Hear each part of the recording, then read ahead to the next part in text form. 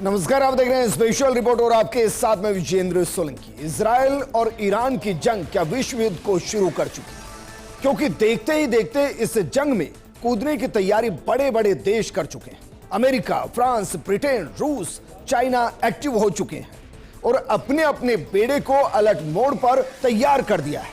वहीं ईरान और इजराइल के एक दूसरे पर अटैक लगातार जारी है और दोनों में से कोई भी रुकने को तैयार नहीं है। हर दिन ये जंग और तेज होती जा रही है और जो हाल गाजा का हुआ, लेबनान के शहरों का हुआ, यमन के शहरों का हुआ, क्या वैसा ही हाल अब ईरान के शहरों का होने वाला है, इजराइल के शहरों का होने वाला है। आज हम आपको बताएंगे कितने चांस है कि वर्ल्ड वॉर 3 शुरू हो और अगर ऐसा होता है तो भारत किधर रहेगा। वर्तमान में भारत को कितना नुकसान हो रहा है, क्योंकि भारत इजराइल के साथ भी ट्रेड करता है, ईरान के साथ भी ट्रेड करता है।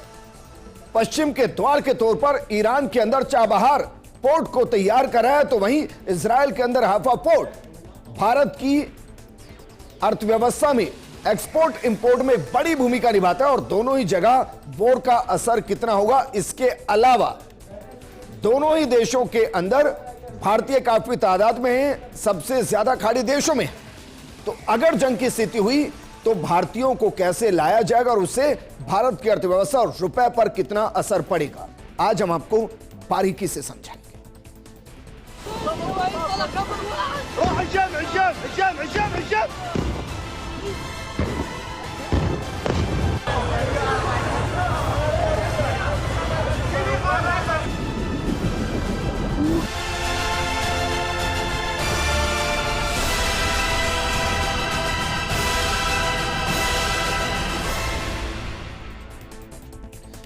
अब जरा सोचिए, वर्तमान में कितनी जगह जंग चल रही है और कितनी जगह जंग के आसार बने हुए हैं। उन सब के बीच में ईरान और इजराइल की जंग को शुरू हुए सिर्फ 4 दिन हुए, सिर्फ 4 दिन, और इन 4 दिनों के अंदर कितना नुकसान दोनों देशों को हो चुका है। हम वहां के इंफ्रास्ट्रक्चर की बात नहीं कर रहे हैं क्योंकि उसमें अरबों डॉलर का नुकसान हो चुका है, लेकिन जो जिंदगी का लॉस हुआ है वो ईरान के अंदर 406 लोगों की जान जा चुकी है, जबकि 1277 लोग अभी तक घायल हो चुके हैं। वहीं अगर बात करें इजराइल की, तो इजराइल के अंदर 24 लोगों की मौत अभी तक हो चुकी है और 600 लोग घायल हो चुके हैं और अभी तक जंग सिर्फ 4 दिन की है और 4 दिन की जंग के अंदर जिंदगियां खत्म होनी शुरू हो चुकी है। इन सब के बीच में क्या बाकी देश भी अब इस जंग का हिस्सा होने वाले हैं? एक बयान आया और उस बयान ने अंतर्राष्ट्रीय स्तर पर परमाणु हथियारों के इस्तेमाल को लेकर सुगबुगाहट को बढ़ा दिया। जरा देखिए किस तरीके से ईरान के पक्ष में पाकिस्तान को लेकर बयान आया कि पाकिस्तान ईरान के पक्ष में होगा और अगर इजराइल ने परमाणु हथियार का इस्तेमाल ईरान के खिलाफ किया तो फिर पाकिस्तान परमाणु अटैक इजराइल पर कर देगा। दरअसल ईरान की रिवॉल्यूशनरी गार्ड्स के वरिष्ठ कमांडर जनरल मोहसिन रजाई ने बयान दिया कि पाकिस्तान ने हमें बताया है कि अगर इजराइल ईरान पर परमाणु बम का इस्तेमाल करता है तो पाकिस्तान भी इजराइल पर परमाणु बम से हमला कर देगा। उन्होंने बताया कि बयान 13 जून 2025 को ऑपरेशन राइजिंग लायन के तहत आया। इन हमलों में ईरान के 4 वरिष्ठ सैन्य कमांडर और 6 परमाणु वैज्ञानिक और 78 लोगों की जान चली गई थी।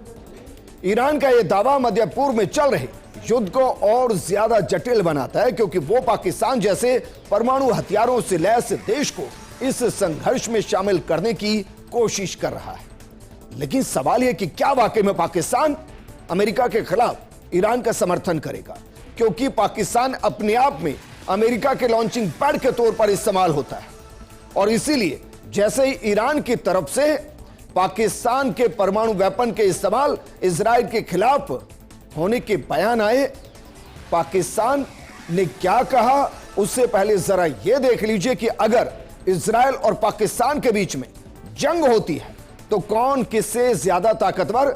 इसको ऐसे भी समझिएगा कि इजराइल के पक्ष में फ्रांस, ब्रिटेन और अमेरिका स्पष्ट तौर पर बयान दे चुके हैं। जरा दोनों की सैन्य ताकत को एक बार समझ लेते हैं। देखिए जरा, अगर हथियारों की बात की जाए तो देखिए, पाकिस्तान के पास परमाणु वेपन्स 176 के आसपास है, जबकि इजराइल के पास 90 से 300 परमाणु वेपन्स हैं। यह आंकड़ा बहुत ज्यादा है। अगर हम इसको परमाणु हथियारों के साथ जोड़कर देखें और माने कि इजराइल और पाकिस्तान के बीच परमाणु जंग हो, तो उसमें इजराइल भारी पड़ता है। सैनिक जरा देखिए, 6,60,000 सैनिक पाकिस्तान के, 1,70,000 इजराइल के हैं। अर्धसैनिक बल 2,91,000 पाकिस्तान के हैं, 4 लाख इजराइल के हैं। हेलीकॉप्टर 322 पाकिस्तान के पास है, इजराइल के पास 146 है। विमान पाकिस्तान के पास 1434 है, इजराइल के पास 612 है। और लड़ाकू विमान पाकिस्तान के पास 328 है, इजराइल के पास 241 है। लेकिन सबके बीच में जो सबसे महत्वपूर्ण है वो है एयर डिफेंस सिस्टम। इजराइल का एयर डिफेंस सिस्टम सबसे बेहतरीन है। और जो टॉप 5 एयर डिफेंस सिस्टम आते हैं उसमें अमेरिका और इजराइल के एयर डिफेंस सिस्टम सबसे ताकतवर, और उसमें आप रशिया को भी जोड़ सकते हैं। ऐसे में इजराइल अपने आप में पाकिस्तान पर भारी पड़ सकता है, और वो इसलिए भी पड़ सकता है क्योंकि इस जंग में अमेरिका शायद पाकिस्तान की तरफ होगा, और इसका अंदाजा पाकिस्तान को है। और इसीलिए पाकिस्तान ने तुरंत प्रभाव से, जैसे ईरान ने कहा कि पाकिस्तान हमारे पक्ष में है और पक्ष में रहते हुए इजराइल पर वो परमाणु अटैक कर सकता है, पाकिस्तान ने तुरंत किनारा किया और ईरान को बेसहारा किया। पाकिस्तान के रक्षा मंत्री ख्वाजा आसिफ ने ईरान के दावे को पूरी तरह से खारिज किया। उन्होंने कहा कि इस्लामाबाद ने इजराइल के खिलाफ परमाणु हमले की कोई बात नहीं की है। पाकिस्तान ने स्पष्ट किया कि उसका ऐसा कोई इरादा नहीं है। पाकिस्तान ने ईरान के प्रति समर्थन जरूर जताया, इजराइल की कार्रवाइयों की निंदा भी की। 14 जून 2025 को ख्वाजा आसिफ ने पाकिस्तानी संसद में कहा कि इजराइल ने ईरान, यमन और फलस्तीन पर हमले किए हैं।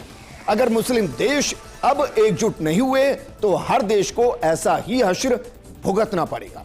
उन्होंने संगठन ऑफ इस्लामिक कॉरपोरेशन से बैठक बुलाने, इजराइल के साथ राजनयिक संबंध रखने वाले मुस्लिम देशों से संबंध तोड़ने की अपील की। आसिफ ने कहा कि इस मुश्किल वक्त में हम हर तरह से ईरान के साथ खड़े हैं।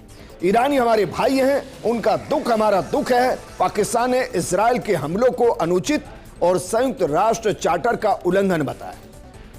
उसने कहा कि ईरान को आत्मरक्षा का अधिकार है, लेकिन परमाणु हमले की बात को पाकिस्तान ने साफ तौर पर नकार दिया।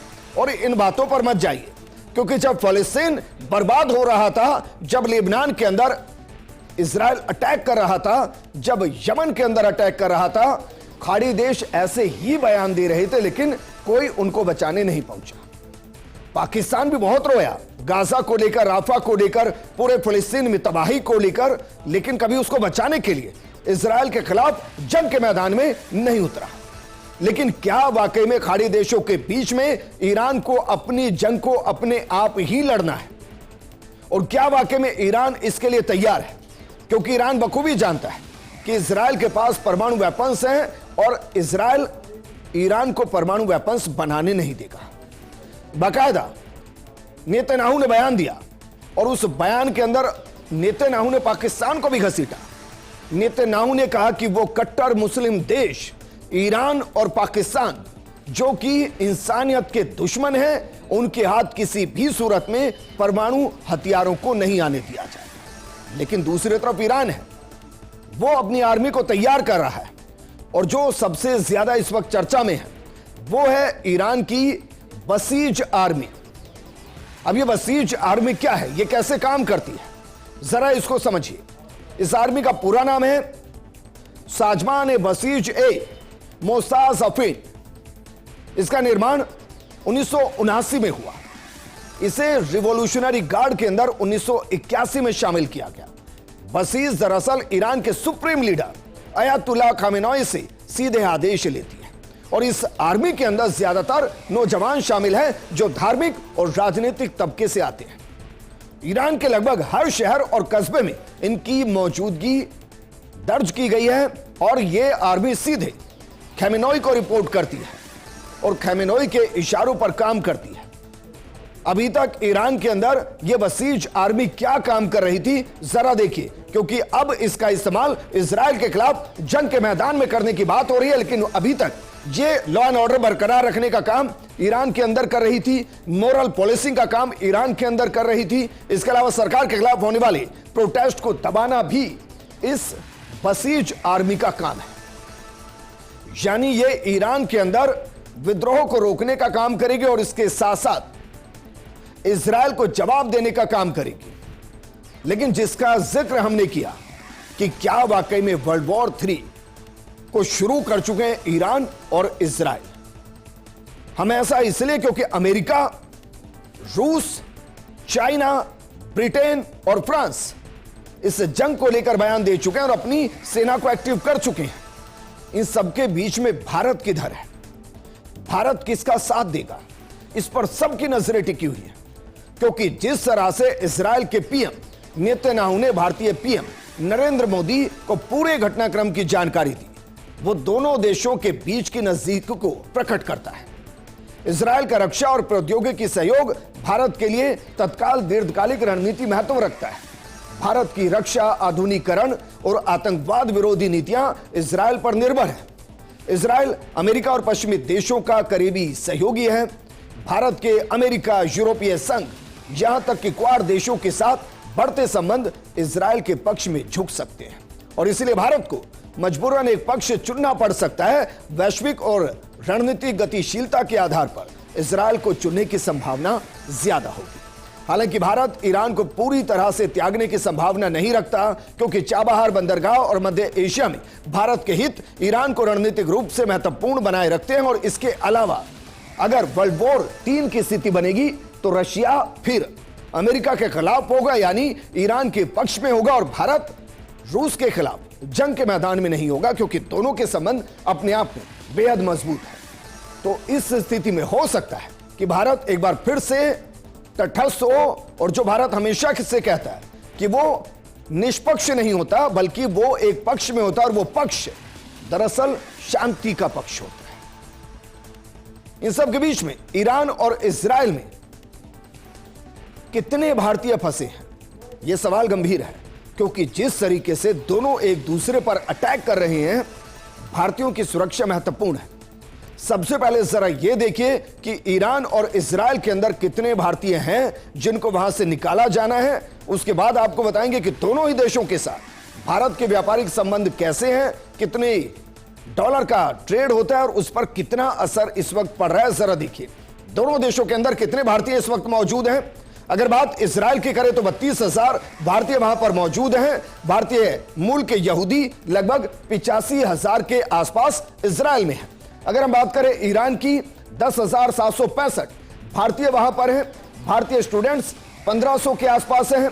और ये क्या काम करें, वहां पर व्यवसायी हैं, शिक्षाविद हैं, बाकी प्रोफेशनल। तेहरान, जहदान में सबसे ज्यादा भारतीय मौजूद हैं और इनको रेस्क्यू करने की तैयारी की जा रही है, बाकायदा की जा रही है। बाकायदा कह दिया गया है कि वहां के दूतावास के संपर्क में रहिए और वहां से रेस्क्यू करने का प्लान भी तैयार हो चुका है, जिसके जरिए जो वहां से आना चाहते हैं उनको भारत लाया जा रहा है। लेकिन ये जो 4 दिन की जंग है, क्या इसका भारत पे कोई असर पड़ा है? जरा एक बार इसको भी समझ लेते हैं, क्योंकि यकीनन भारत पर असर पड़ा है। दरअसल ये जो जंग है, इसकी वजह से तेल की कीमतें बढ़ेंगी। भारत 85% तेल आयात करता है, जिसमें से 60% जो स्ट्रेट ऑफ हॉर्मुज से आता है। हमले के बाद तेल की कीमतें $75 प्रति बैरल से ऊपर चली गई है। अगर युद्ध बढ़ा तो यह $100 से भी ज्यादा हो सकती है, जिससे भारत में पेट्रोल, डीजल महंगा होगा और इसके अलावा रुपए कमजोर होगा। रुपए कमजोर होने के साथ इंपोर्ट एक्सपोर्ट महंगा होगा, क्योंकि जैसे ही तेल के दाम बढ़ेंगे इंपोर्ट एक्सपोर्ट महंगा होगा। दोनों देशों के बीच अगर वॉर और तेज हुई तो भारत को इंपोर्ट एक्सपोर्ट के लिए वैकल्पिक रास्तों को तलाशना पड़ेगा और उससे महंगाई और बढ़ेगी। हम ऐसा किस लिए कह रहे हैं, क्योंकि एक बार व्यापार पर नजर डालते हैं। दोनों देशों के साथ भारत का कितना व्यापार इस वक्त हो रहा है, जरा देखिए। अगर बात करें इजराइल की, तो इजराइल के साथ $10.7 बिलियन का व्यापार इस वक्त हो रहा है। ईरान के साथ अगर बात करें तो ईरान के साथ $2.33 बिलियन का व्यापार हो रहा है। लाल सागर और स्वेज नहर के रास्ते बाधित होने से निर्यात लागत 40 से 50% बढ़ गई है और इससे भारत में महंगाई बढ़ सकती है। लेकिन सवाल इन सब के बीच में एक और है, क्या वाकई में जो इजराइल कर रहा है, क्या इजराइल को खतरा है कि ईरान के पास अगर परमाणु बम आ गया तो वो इजराइल के अस्तित्व को मिटा देगा? या जिस तरीके से हमास, हिजबुल्लाह और हुती ईरान के हथियारों के दम पर इजराइल, अमेरिका और बाकी देशों के लिए थ्रेट है, वो और मजबूत होगी। इसका जो पहला कारण है वो बताया जा रहा है कि मिडिल ईस्ट में पावर बैलेंस का खेल है। दरअसल मिडिल ईस्ट में इजराइल के अलावा किसी भी देश के पास वर्तमान स्थिति में परमाणु बम नहीं है। अगर सारी मुस्लिम कंट्रियों की बात कर लें, ओआईसी की बात कर लें, उसमें सिर्फ पाकिस्तान को छोड़ दें तो किसी मुस्लिम कंट्री के पास परमाणु बम नहीं है, जबकि ओआईसी में लगभग 57 मुस्लिम कंट्रीज हैं। अगर ईरान ने परमाणु बम बना लिया तो मिडिल ईस्ट में पावर बैलेंस बिगड़ जाएगा। ईरान और सऊदी अरब में इस्लामिक देशों की लीडरशिप को लेकर वर्चस्व की पुरानी लड़ाई है। सऊदी प्रिंस मोहम्मद बिन सलमान कई बार कह चुके हैं कि अगर ईरान परमाणु बम बनाता है तो हम भी बनाएंगे, और इससे परमाणु बम बनाने की होड़ फिर से शुरू हो जाएगी। लेकिन क्या वाकई में इजराइल रोक पाएगा? क्योंकि अमेरिका ईरान को परमाणु हथियार बनाने में और परमाणु प्रोग्राम को आगे बढ़ाने की सहमति दे चुका है। तो इसको जरा दूसरे नजरिए से समझिए कि इजराइल और अमेरिका के लिए ही क्या खतरा बढ़ जाएगा। क्योंकि इजराइल का कहना है कि ईरान ने उसे निस्तनाबूद करने की कसम खाई है। अगर ईरान के पास परमाणु शक्ति आई तो वो सबसे पहला इस्तेमाल इजराइल पर ही करेगा। इजराइल का आरोप है कि ईरान उसके खिलाफ हमास, हिजबुल्लाह और यमन के हुतियों को मदद देता है, और ये सभी इजराइल और अमेरिका पर मिसाइल अटैक करते हैं। अगर इजराइल हमास की जंग के दौरान ईरान के पास न्यूक्लियर मिसाइल होती तो इजराइल के लिए जंग लड़ना बेहद मुश्किल होता। एक वजह यह भी है कि ईरान ने 1968 में एनटीपी पर साइन किए थे। इसके बावजूद वो परमाणु बम बनाना चाहता है, और इसीलिए अमेरिका नए सिरे से ईरान के साथ एक समझौता करना चाहता है, क्योंकि एनटीपी पर साइन करने के बाद ईरान परमाणु हथियार नहीं बना सकता। हालांकि ईरान यह भी कह रहा है कि वो परमाणु हथियार नहीं बना रहा, वो अपने रिएक्टर के जरिए ऊर्जा पैदा करना चाहता है और बाकी अपनी जरूरतों को पूरा करना चाहता है। लेकिन इजराइल कह रहा है कि वो बाकायदा परमाणु वेपन बना रहा है। और आपको ध्यान होगा कि कुछ सालों पहले मोसाद के एक अधिकारी ने ईरान के गोपनीय परमाणु हथियारों की फाइल को वहां से गायब किया था और उसे दुनिया के सामने लाकर रखा था, जिससे पता चला था कि हां, ईरान परमाणु वेपन बना रहा है।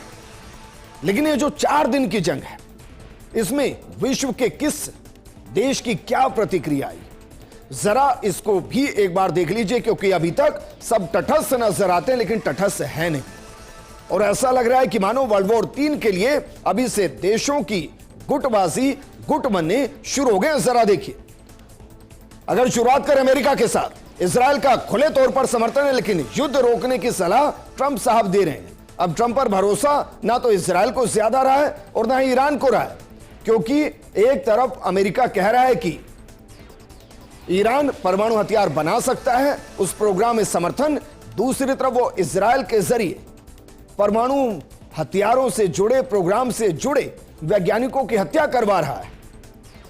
लेकिन अमेरिका कह रहा है, ट्रंप कह रहा है कि युद्ध रोकने में अगर अमेरिका की मदद चाहिए तो वो करने को तैयार है। रूस को जरा देखिए, इजराइल का विरोध किया जा रहा है, इसका मतलब सीधे तौर पर वो ईरान के साथ है और सैन्य मदद का वादा इस दौरान नहीं किया गया। लेकिन वो ये कह रहे हैं कि अगर ये जंग आगे बढ़ेगी तो वो इजराइल के पक्ष में नहीं होंगे, मतलब ईरान के पक्ष में होंगे। दो महाशक्ति आमने सामने टकराने के लिए क्या वाकई में एक बार फिर से तैयार है? क्योंकि वर्ल्ड वॉर 2 के दौरान भी हमने देखा, वर्ल्ड वॉर 1 के दौरान भी हमने देखा कि दुनिया जिन 2 हिस्सों में बटी थी वो इन दोनों के आसपास, यानी कि अमेरिका और रूस के आसपास। तीसरा जरा देखिए, संयुक्त राष्ट्र संयम बरतने की सलाह गुटेरस दे रहे हैं। हालांकि ये एक ऐसी मॉरल पॉलिसिंग है संयुक्त राष्ट्र जिसकी दुनिया में कोई नहीं सुनता है, और ये बीते कुछ सालों में स्पष्ट हो गया कि एक ऐसा मुखौटा है जो सिर्फ कमजोर देशों को दबाने के काम आता है। जब बड़े देश कोई कदम उठाते हैं तो संयुक्त राष्ट्र सिर्फ सलाह और नसीहत देता है, कोई एक्शन नहीं लेता है, और इसीलिए जंग आगे बढ़ती है।